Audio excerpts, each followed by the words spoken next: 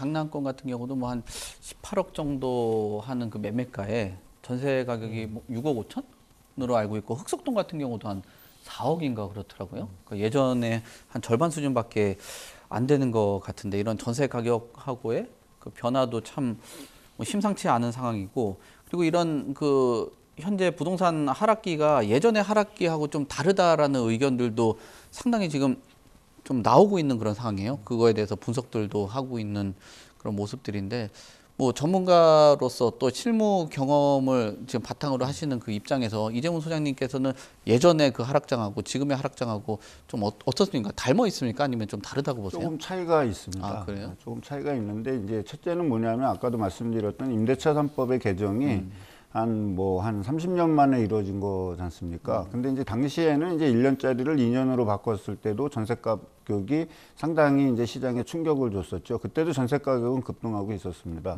근데 최근에 이제 2020년 7월 31일 날 임대차 입법을 개정한 거는 이제 2년에서 4년으로 이제 바꾸면서 계약갱신 청구권을 쓰는 걸로 이제 했고, 당시에도 똑같이 전세 가격이 상승하고 있었던 상황에서 임대차 입법이 이제 불을 지르게 된 거죠. 이제 그렇게 해서 전세 가격이 상당한 급등하게 이루어지면서 시장에 이중 전세 가격이 좀 만들어졌다는 겁니다. 계약갱신 청구권을 썼던 세입자하고 신규로 계약해야 되는 세입자가 확연하게 구분이 되다 보니까 계약갱신 청구권을 쓰신 분들은 급등하는 전세가에도 불구하고 5% 이내의 상승률을 가졌더라면, 신규 전세입자들은 전세를 구하지 못한 상황에서 엄청나게 높은 가격으로 이제 전세를 가격했고, 이것이 이제 조정상세로 오다 보니 이제 이런 부분에 대해서 일단 시장 조정을 강하게 받고 있다라는 것들이 이제 과거하고는 조금 차별화된 부분이 있고요.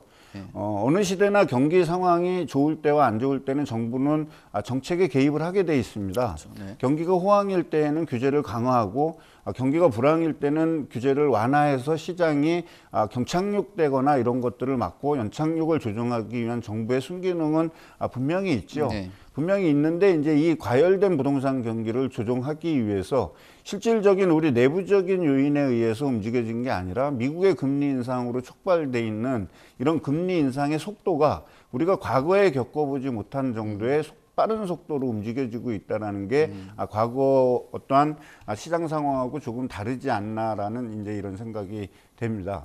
이런 생각이 들면서 이제 시장에는 이제 순차적으로 이제 반영을 될 수밖에 없죠. 이제 지방이라든지 이런 데에서는 과격하게 전세 가격이 올라가지 않은 상태이기 때문에 이런 이 역전세난이라든지 이런 거에는 충격에 대비할 수 있는 어느 정도의 여력은 있죠. 물론 다른 요인에 의해서 주택 가격이 하락되고 이런 거는 논외로 하더라도요. 근데 이제 서울 같은 경우는 이제 상당히 이제 급하게 전세 가격이 올라가고, 맞아요. 매매 가격을 견인했고, 또다시 그것이 또 갭 투자들을 수요를 끌어들이게 되고, 또 연끌 세대까지 이제 이렇게 들어오다 보니까 시장이 좀 더 기형적으로 발전된 것이 이제 과거하고 지금하고 좀 틀리지 않나라고 생각하고 있습니다. 네.